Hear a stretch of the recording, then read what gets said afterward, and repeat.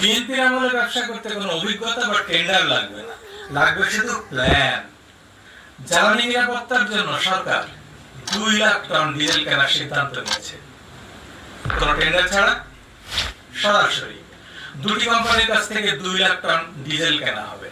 প্রথম company air energy AG, যার জন্ম 2023 সালের মার্চে, কাজের অভিজ্ঞতা শূন্য, এমনকি তাদের কোনো ওয়েবসাইটও নেই।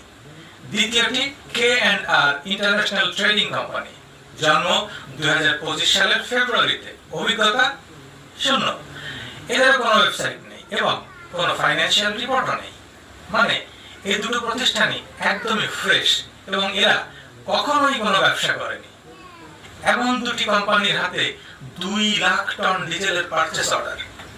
প্ল্যানটা কি দারুণ দেখেছেন তো? আগে কোম্পানি বানাও, তারপর সংকট সৃষ্টি করো, এরপর সেই